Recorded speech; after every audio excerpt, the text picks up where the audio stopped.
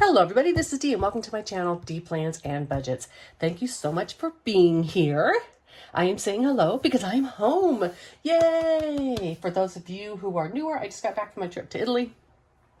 I actually got back on Tuesday night, late. Yesterday was a disaster for me, so tired.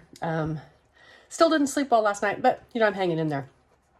To top it all off, of course, as I was on a cruise, I did get sick the day before the last day of the cruise, which means I was coming home sick and on a travel day from Europe. That is not a good thing. I have this wonderful freebie from Lisa Grateful Me, and I'm just putting this here for this sheet. I guess I could turn it over so it's not so distracting.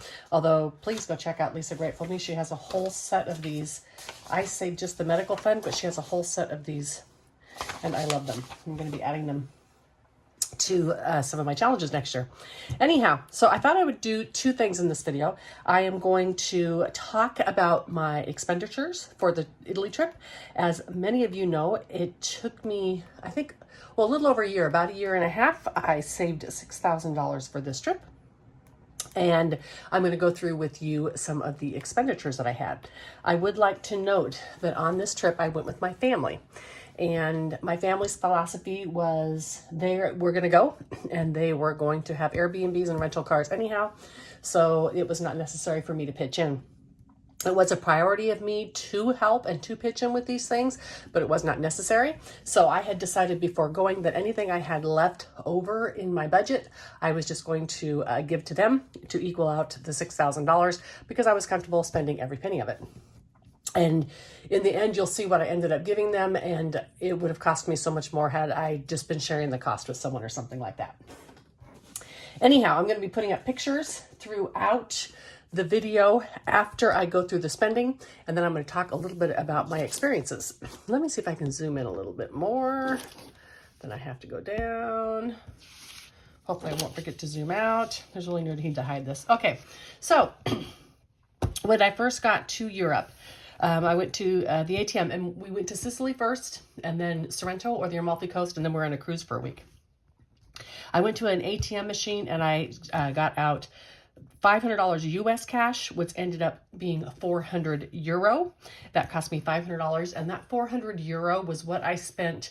And when I say we were like 9 days before the cruise. So that's pretty much what I spent for that 9 days. I didn't want to use my credit card everywhere. I was afraid it would be breached. I had family who had just returned from Italy, and they had a total of 4 credit cards breached while they were there, and I needed to have a credit card to guarantee for my cruise. I didn't want to hassle with that, so I just used cash. I ended up spending all of that cash mostly on food, pitching in with gas for our rental cars, and a couple of entry fees.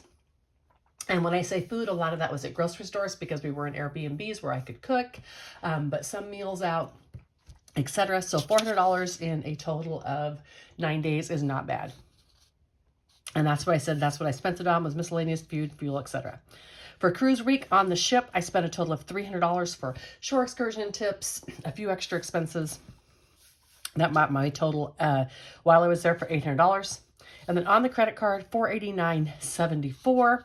And on the credit card for $489.74 was a bunch of miscellaneous things,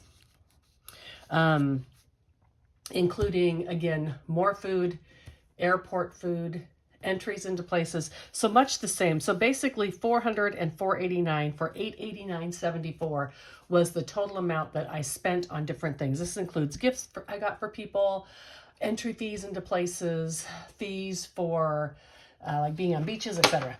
So these were kind of like the combination of everything that I spent. Now, previously, before I had gone, my cruise fare and my beverage packet was $1,900, which brought me to a total of $3,189.74. And my airfare just to Italy was $860 for a total of $4,049.74. I gave to my kids $1,355. And that was for, I needed to reimburse my son-in-law $400 for 2 flights, one from Rome to Sicily, and then from Sicily to Naples.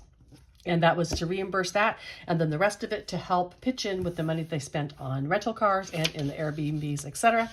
So my total was $5,404.74. Now, I don't have it on here, but before the cruise, I had spent a total of about $600 for things, between like a new suitcase, AirPods, all that kind of stuff, just for the trip. I spent about $600. I was prepared to take that out of my regular budget had I needed it, because those things are things I'll use beyond just Italy. But since I had the money within my budget to go ahead and take those out of the appropriate places, I went ahead and did so. So that brought my total to $6,000. And I think that's actually a bargain, like I said, because I would not have been able to go for that amount of money. Yeah, I'm remembering to zoom out. For that amount of money had it not been for the kids. Now, let me pause just a second. Alrighty, so I am just leaving this here. I am going to go ahead and put up some pictures.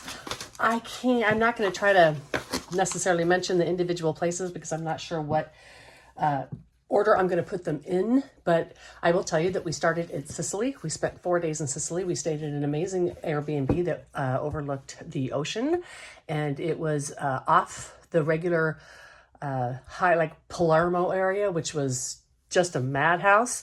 And so I'm really, really glad that we stayed there. Both of our Airbnb situations before the trip were absolutely amazing, and in many ways saved the trip for me. Now, I had an amazing time. I went into this trip, actually before I go there, let's just do an overview. And then from Sicily, we went to the Amalfi Coast. We did not stay in Sorrento. We stayed in a town about an hour away from there. Again, so glad I did. We stayed in a villa, and I will put a picture of that villa in here right now because it was absolutely amazing. We saw the lunar eclipse from the villa. Fantastic. The moon was full. It was on a hill overlooking the Amalfi Coast. It was very unique. The family lived there, and every night until about 10 or 11 o'clock at night, you could hear the family out. They were gathered around their table underneath like a covered area, just laughing and having a good time together, all as family and all being connected. It was an amazing experience to have. It was affordable, I think, only because of the fact it was pretty difficult to get to. It was at least an hour out of Sorrento, so if you didn't have a rental car, you couldn't get there. Additionally, you couldn't actually walk down into the property. You had to park about 15 minutes away. I'm sorry, you couldn't drive down into the property. You had to walk about 15 minutes away. Oh my goodness, you guys. You couldn't drive down into the facility. You had to park about 15 minutes away. I'm going to leave that in so you can see how tired I am. Anyhow, you had to park about 15 minutes away, and I am not kidding when I say uphill both ways, because you went down in a valley and back up of these little tiny Italian streets. And a lot of people would be unable to do that. Fortunately, myself and everybody that was with me, which is my kids and my granddaughter, we're all, walkers, and we work out. And so we had no problem doing this, which meant we were able to enjoy the amazing villa, even at a price that we could afford. It wasn't necessarily cheap, but compared to the Sorrento prices, it was far more affordable. And then on the last 7 days in the area, at Naples, we boarded a cruise ship, the MSC World Europa, and we went on a 7-day cruise where we stopped at Sicily again. We did Malta, France, Spain, another stop in Italy, Genoa, and then back to Naples. All right, so that was kind of like the overview of the trip. Let's talk about some of the things I loved and that I didn't love about the trip. So first off, let's talk about my expectations. I went into this trip. Italy had been the only place in Europe that I had any desire to go, and it was mostly for Pompeii. I did indeed go to Pompeii. I'll put some of those pictures here since I know I'm talking about it now. But Pompeii wasn't actually my favorite thing. I was not moved at Pompeii as I was hoping I would be.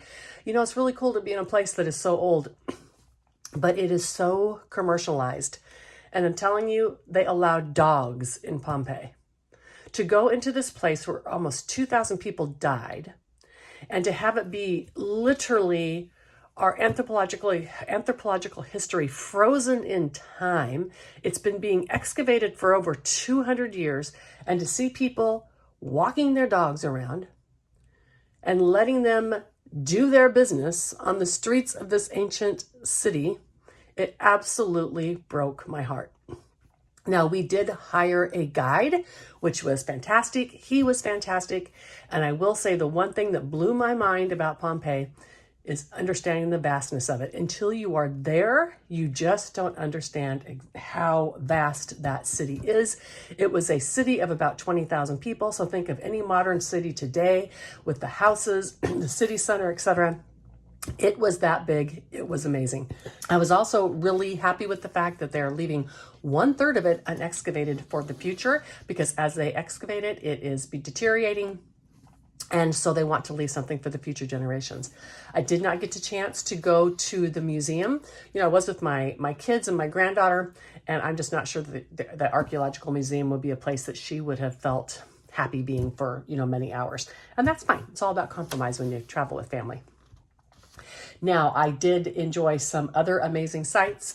We went to Syracuse. Oh, most moving was where we went to the quarry where the slaves and the prisoners spent their whole entire lives quarrying stone to build the city of Syracuse. And we saw the Colosseum that was actually dug into the ground instead of built up because it was in the quarry.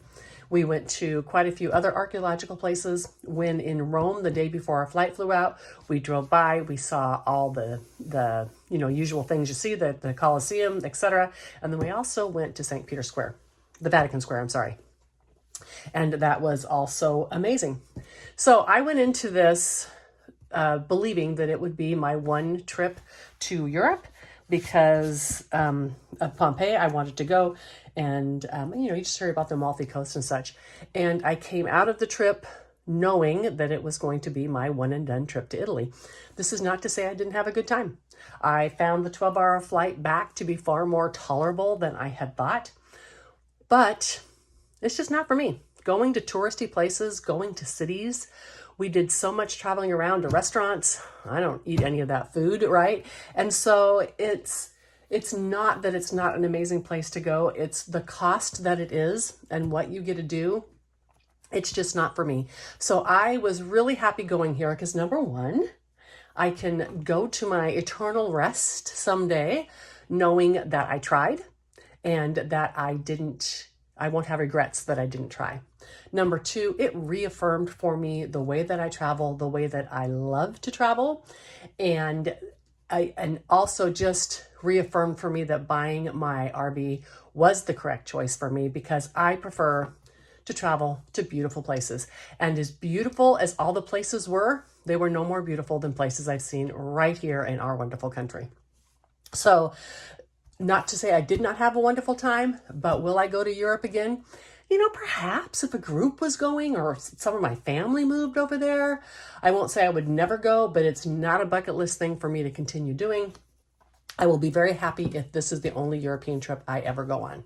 The second thing I was really happy that I learned is that European cruises are not for me. MSC Cruise Line was absolutely fine, but being on a ship, the cruise director spoke 5 languages, and then someone came on after him with another 3 to 4 languages. This was one of those cruises where everyday people embarked and debarked. It was just chaos from the very beginning to the end. None of the things that I love to do in a cruise ship took place. European cruising is just not for me. And that is good, because I had thought that maybe I might want to do a couple more cruises like the Greek Isles and etc. Nope, don't need to do that. That is not for me either. So now I can save all sorts of money not doing any of those things either. Again, not to say that I did not enjoy this wonderful trip, that I did not enjoy being with my family, and that I'm not appreciative of everything they did to make this trip happen, because trust me, they did. They were constantly like making car reservations and changing things around. We did a total of 6 flights, 5 rental cars, 4 Ubers, and on a cruise ship, right? So it was so many details to take care of, and they did it all, and they were absolutely amazing. And I am so grateful to have been able to go. So I just, wanted to share that information with you and some of the pictures, because I did want to, I told you I was going to talk about my experience in the end. And again, I really have just come back with a rejuvenated excitement for my travel right here in this wonderful country of ours, to continue on seeing state parks and county parks and national parks in all these beautiful, like, easy travel. I could, it took me almost 30 hours both way to travel. In the 30 hours, I can be to so many beautiful, amazing places right here in the United States. And I am so excited and rejuvenated into just doing those again, especially now that I have my RV and I don't have to be so weather dependent to travel. I will be back on Saturday with my travel savings challenges. That's what I think. I need to go through, because I didn't do all my savings challenges to pre-record. So I need to go through and see what areas I need money in, and then find out what challenges I'm going to do with you here on camera. I know I need money in my travel, so I'm going to do that. I'm using box challenges and my binder for travel. But I may do my box challenges off camera, or some of them, simply because I have too much to do. And then we're going to talk a little bit more about some changes coming to my channel. And yeah. All right, so I am going to edit this because I'm going to be adding a bunch of pictures today. Oh, by the way, these come with cute little envelopes. I just love these. I'm trying to figure out how to use them within my new system coming up, and I am definitely going to be doing that. She had a whole set for all sorts of emergency, but the medical were the ones I wanted to use, because that's where the vast majority of my emergency fund comes from.